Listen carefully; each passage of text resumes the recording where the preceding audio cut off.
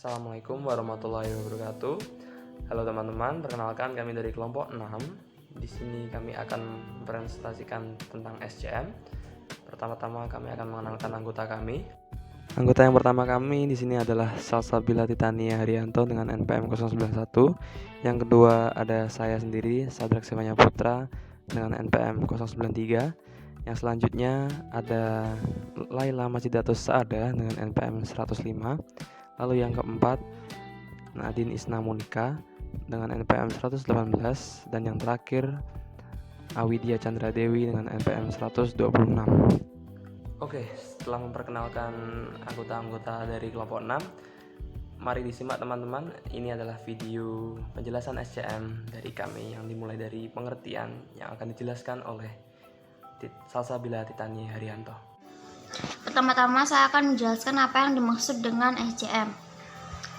Jadi SCM adalah singkatan dari Supply Chain Management, yang berarti serangkaian kegiatan yang meliputi kegiatan koordinasi, penjadwalan, dan pengendalian terhadap penggandaan, produksi, persediaan, dan juga pengiriman barang maupun layanan jasa yang mencakup administrasi harian, logistik, operasi, dan pengolahan informasi mulai dari customer hingga supplier. Jadi SCM ini adalah suatu sistem yang terlibat secara bersama-sama dalam pemindahan produk maupun layanan jasa, baik secara fisik maupun virtual, dari pemasok ke pelanggan. Untuk komponen dari SCM sendiri ada 3, yaitu yang pertama ada upstream. Supply Chain Management adalah suatu proses di mana sebuah perusahaan mendapatkan supplier dari pihak lain atau luar perusahaan untuk mendapatkan bahan baku dari produk yang akan diolah. Yang kedua yaitu Internal Supply Chain Management, adalah tahapan kedua dari proses perubahan bahan baku menjadi produk yang sudah jadi. Yang ketiga yaitu Downstream Supply Chain Management, yaitu pendistribusian produk yang sudah jadi kepada customer yang biasanya melalui eksternal distributor. Oke, selanjutnya saya Sadrak Sewanya Putra akan menjelaskan tentang tujuan, fungsi, dan proses dari SCM sendiri. Yang pertama ada tujuan SCM. Berikut merupakan tujuan dari SCM adalah yang pertama, penentuan tingkat outsourcing yang cepat atau tepat. Lalu yang kedua, manajemen pengadaan barang. Yang ketiga, manajemen pemasok. Yang keempat, mengolah hubungan dengan pelanggan. Yang kelima, identifikasi masalah dan merespon masalah tersebut. Yang terakhir ada manajemen resiko.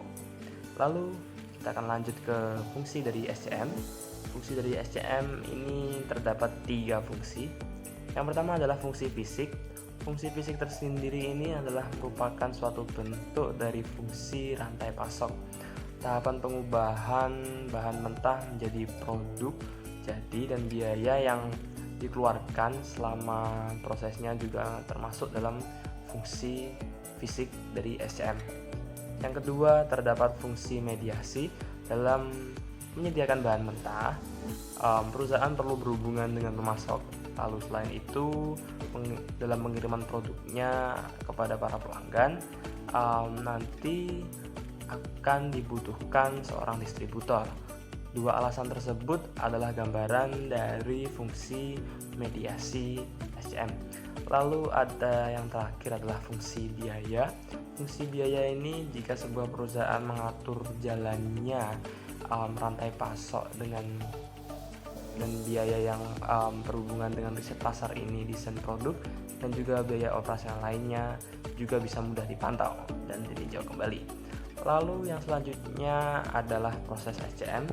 Proses SCM sendiri ini meliputi cakupan-cakupan kegiatan yang sangat luas, yaitu sebagai berikut. Yang pertama adalah perencanaan atau information. Menyusun sebuah perencanaan bisa membantu alur SCM yang agar lebih efisien. Proses ini berisikan kegiatan pengumpulan data,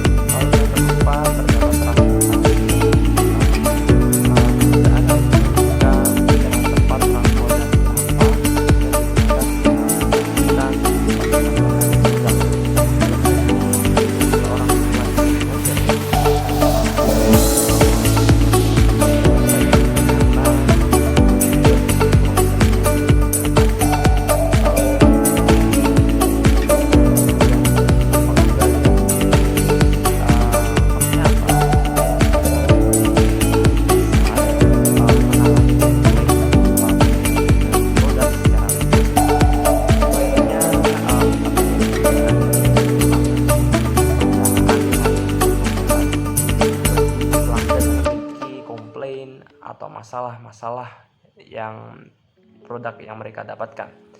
Dan itu sekian dari penjelasan dari saya mengenai fungsi, proses, dan tujuan dari SCM. Lalu akan dilanjut ke strategi SCM. Strategi SCM atau strategi Supply Chain Management. Ada dua strategi yang bisa dilakukan untuk membangun SCM yang baik. Yang pertama, membangun hubungan dengan pemasok. Hal ini sangat penting di mana membangun kemitraan yang baik dengan pemasok ini untuk mewujudkan kesuksesan rantai pasokan. Perusahaan yang baik akan membatasi jumlah pemasokan di mana hanya pemasok yang memiliki keunggulan saja yang bisa diajak bekerja sama. Yang kedua, meningkatkan respon pelanggan agar tetap kompetitif, kemudian fokus pada rantai pasokan agar meningkatkan layanan pelanggan.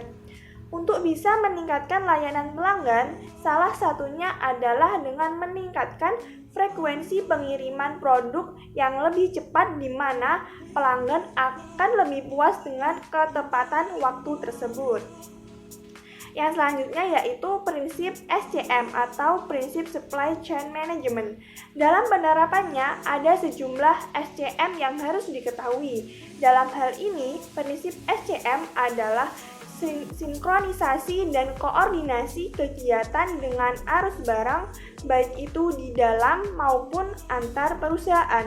Berikut adalah prinsip-prinsip dalam SCM. Yang pertama, mengadaptasi jaringan logistik kepada setiap konsumen yang berbeda. 2. Membagi konsumen berdasarkan segmentasi sesuai kebutuhan. Yang ketiga, mengelola pemasok secara gratis untuk mengurangi biaya kepemilikan, material, serta layanan. Yang keempat, memanfaatkan strategi teknologi di seluruh rantai pasokan yang mendukung pengambilan keputusan hierarki. Yang kelima, mengaplikasikan pengukuran kinerja pada seluruh rantai pasokan untuk meningkatkan layanan kepada konsumen akhir. Selanjutnya yaitu perbedaan SCM dengan logistik. SCM lebih fokus pada pengelolaan aliran barang antar perusahaan mulai dari hulu ke hilir. SCM dibangun atas dasar kerangka kerja tersebut dan mengusahakan hubungan dan koordinasi dengan perusahaan lain. Jika logistik lebih fokus pada pengelolaan aliran barang di dalam suatu perusahaan itu sendiri. Orientasi perencanaan dan kerangka kerja tersebut menghasilkan rencana tunggal. Selanjutnya yaitu cara mengoptimalkan SCM atau Supply Chain Management. Apabila dalam penerapannya SCM dinilai kurang optimal terhadap kinerja perusahaan, maka di sini ada beberapa cara untuk mengoptimalkan SCM agar lebih baik lagi. Dijelaskan dalam buku Konsep Manajemen Supply Chain oleh R. Eko dan Joko Pran. Berikut sejumlah cara untuk mengoptimalisasi SCM. Yang pertama yaitu tuntutan pelanggan yang semakin berkembang. Yang kedua, kekuasaan retailer yang semakin besar. Yang ketiga, dilema dalam pencapaian optimalisasi perusahaan. Yang keempat, kendala dalam membangun kepercayaan terhadap konsumen. Yang kelima, menjalin kemitraan sebagai suatu solusi. Dan yang keenam, adanya teknologi informasi sebagai katalisator. Oke, selanjutnya adalah contoh penerapan SCM. Pertama, dalam perusahaan jasa. Misalkan contohnya perusahaan yang kamu tawarkan adalah layanan kesehatan, seperti pada rumah sakit swasta. Sebagai rumah sakit swasta, jelas produk yang kamu tawarkan adalah layanan kesehatan itu sendiri, seperti tindakan, fasilitas rawat inap, penyediaan obat, dan bahan makanan yang dimasak oleh dapur rumah sakit. Sedangkan komponen perencanaan bisa berupa bagaimana keputusan yang perusahaan ambil terkait dengan perencanaan penyediaan segala layanan tersebut. Beberapa referensinya adalah tentang apakah Anda berencana menyediakan layanan secara langsung di lokasi rumah sakit atau menggunakan metode online. Terus, search and inventory yang berhubungan adalah bagaimana rumah sakit yang kamu tawarkan mencari pemasok obat yang kredibel, tentang penyediaan ambulans sebagai contoh komponen transportasi. Yang kedua adalah contoh dalam perusahaan barang. SCM akan lebih terlihat penerapannya dalam perusahaan yang menyediakan produk berupa barang jadi. Misalkan menjalankan sebuah perusahaan makanan ringan keripik kekinian contohnya. Tim yang mengurus rantai pasok harus bisa merencanakan bagaimana model keripik, varian rasa, pengemasan, hingga lokasi dan strategi distribusi produk keripik itu sendiri. Kemudian perusahaan bisa berhubungan dengan supplier bahan mentah yang sudah ditentukan. Pastikan dalam tahap ini, supplier bisa memadai kualitas yang sudah kamu jadikan acuan sebelumnya. Komponen produksi meliputi bagaimana proses yang company lakukan untuk mengubah bahan mentah keripik hingga pengemasannya. Kemudian perusahaan bisa menentukan tempat distribusi, mekanisme pengiriman, hingga kotak informasi untuk pengembalian barang.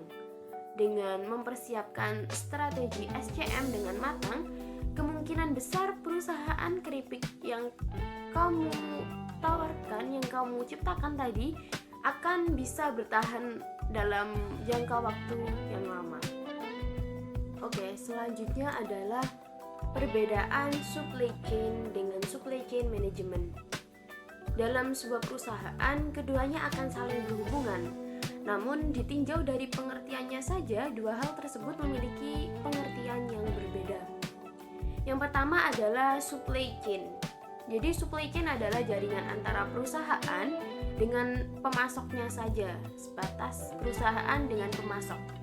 Sedangkan supply chain management adalah sebuah proses pengelolaan dari perusahaan, pemasok, hingga pelanggan.